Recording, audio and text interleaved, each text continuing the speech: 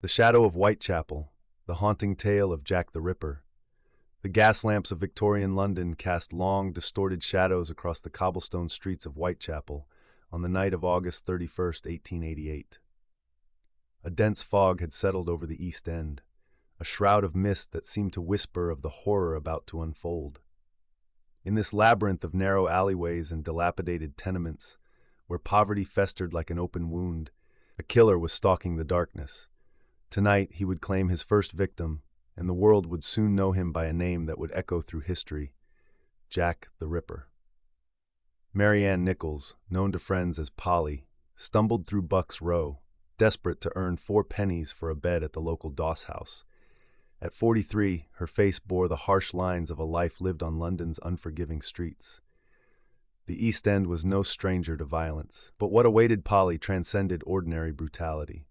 When a cart driver discovered her body at 3:40 a.m., her throat had been slashed so viciously that her head was nearly severed, and her abdomen mutilated with surgical precision.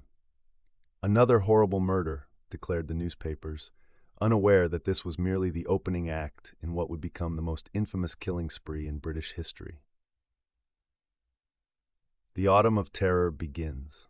Just 8 days later, on September 8th, the body of Annie Chapman was found in the backyard of 29 Hanbury Street. Like Polly, Annie was in her 40s, a widow driven to occasional prostitution by desperate circumstances.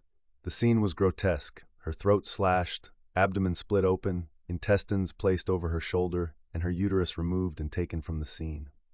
Dr. George Bagster Phillips, examining the body, noted, "The manner in which the knife was used shows anatomical knowledge. The precise cuts suggested someone with surgical skill or butchery experience, igniting the first sparks of terror that would soon engulf London. What kind of monster walked among them, hidden behind a respectable façade?" The killer's next strike was a double event that shook even hardened East Enders to their core. On September 30th, Elizabeth Stride was found with her throat cut in Dutfield's yard, but her body showed none of the mutilations seen on previous victims. It appeared the killer had been interrupted. Unsatisfied, he prowled less than a mile away to Mitre Square, where Catherine Eddowes met a fate that exceeded previous horrors. Beyond the now familiar throat slashing, her face was mutilated, her eyelids cut, her nose partially severed, and her intestines drawn out and placed over her right shoulder. Most disturbingly, her left kidney and most of her uterus were removed and taken by the killer as trophies. That same night, a chilling message appeared in chalk on a wall in Goulston Street: "The Jewes are the men that will not be blamed for nothing." Above it hung a bloodied piece of Eddowes' apron. Was this the killer taunting police, or a red herring?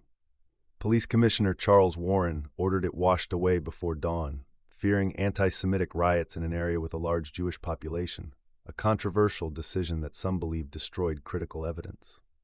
The panic intensified with each killing. Women feared the night. Men eyed their neighbors with suspicion. The fog-shrouded streets emptied after dark, and those who ventured out did so in groups, clutching makeshift weapons. The Metropolitan Police found themselves overwhelmed, their Victorian-era detection methods inadequate against an adversary who seemed to materialize from the darkness and vanish just as quickly. Letters from hell. Amidst the terror, a letter arrived at the Central News Agency on September 27th. "I am down on whores and I shan't quit ripping them till I do get buckled," it read. Signed, Jack the Ripper. This was the first of several communications purportedly from the killer, though many historians now believe them to be hoaxes perpetrated by journalists hungry for sensational stories. Authentic or not, these letters gave the nameless predator his immortal moniker and cemented his place in the public imagination. The most infamous letter, known as the From Hell letter, arrived on October 16th with a small box containing half a human kidney preserved in alcohol. "I fried and ate the other piece," the sender claimed. Medical examination suggested it could indeed be Eddowes' missing kidney, though this was never conclusively proven. The final horror. On November 9th, the Ripper reached the bloody climax of his spree with the murder of Mary Jane Kelly, his youngest victim, at 25. In her small room at 13 Miller's Court, Kelly suffered an attack so savage it defied description. Police photographs, still disturbing to modern viewers, show a body mutilated beyond recognition. Her face was hacked away, her abdomen emptied, organs arranged around her body, and flesh removed from her thighs and legs. The killer had spent hours with his victim, protected from discovery by the privacy of her room. Dr. Thomas Bond, examining the scene, wrote, "The mutilations in each case, excepting the Berner Street one, were all of the same character, and showed clearly that in all the murders the object was mutilation." This observation formed part of what many consider the first criminal profile in history. After Kelly's murder, the Ripper vanished as mysteriously as he had appeared.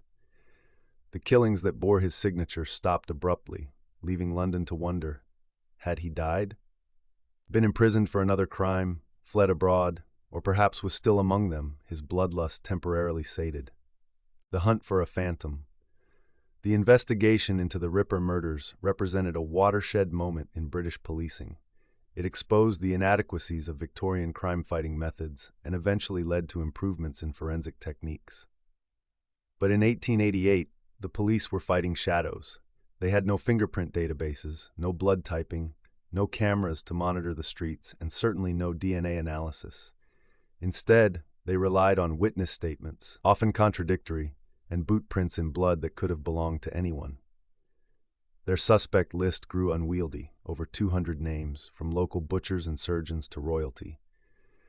In the absence of modern forensics, speculation ran wild. Sir Melville Macnaghten, chief constable, would later name his 3 prime suspects. Montague John Druitt, a barrister found dead in the Thames in December 1888, Aaron Kosminski, a Polish barber later committed to an asylum, and Michael Ostrog, a Russian physician and convicted thief with homicidal tendencies. Inspector Frederick Aberline favored George Chapman, born Severin Klasowski, a barber surgeon who later poisoned several wives. Others suspected Francis Tumblety, an American quack doctor who fled London for the United States immediately after the murders and possessed a collection of preserved wombs. Even Prince Albert Victor, grandson of Queen Victoria, fell under suspicion in some theories, though most historians dismiss royal involvement as fantasy. The theorizing never ceased. Indeed, new suspects continue to emerge even today. Modern science meets Victorian mystery. In 2014, author Russell Edwards claimed to have solved the case through DNA evidence extracted from a shawl purportedly found near Catherine Eddowes' body. Forensic geneticist Dr. Jari Luolainen tested bloodstains on the shawl against descendants of both Eddowes and suspect Aaron Kosminski, finding a match that pointed to Kosminski as the killer. "We have finally solved the mystery of who Jack the Ripper was," Edwards declared. Aaron Kosminski was the culprit.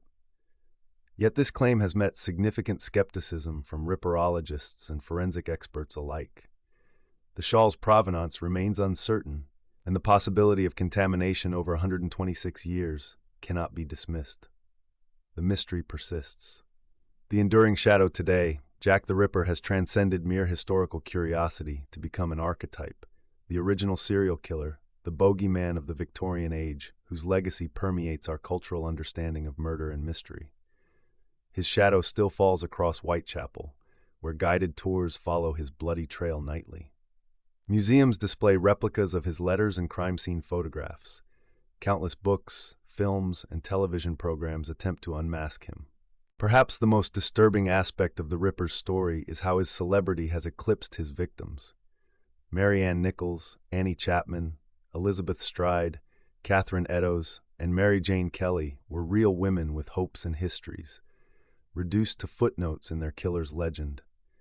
They were daughters, mothers, and wives before they were victims, women struggling against the crushing poverty of Victorian London, their lives cut short by an unknown hand that has become infamous while they remain obscure. The Ripper's 5 canonical victims, though some theories suggest more, shared similar profiles: middle-aged women, except for Kelly, impoverished, often alcoholic, turning to occasional prostitution for survival. They moved through a world where women had few options and fewer protections. Their deaths exposed the dark underbelly of Victorian society, the hypocrisy of an era that preached moral virtue while allowing destitution to drive women to desperate means. As we continue to puzzle over Jack's identity more than a century later, we must remember that this is not merely an intellectual exercise, but a story of real horror and human suffering. The gaslit streets of Whitechapel have long since been modernized, but somewhere in the shadows of history, Jack the Ripper still walks, his identity forever protected by time, circumstance, and the limitations of Victorian justice. The case remains open, the most famous unsolved murder mystery in British history, perhaps in world history. And as long as it remains unsolved, the fascination will endure, and amateur sleuths will continue poring over every scrap of evidence, seeking the face behind the shadow that terrorized London in that foggy autumn of 1888.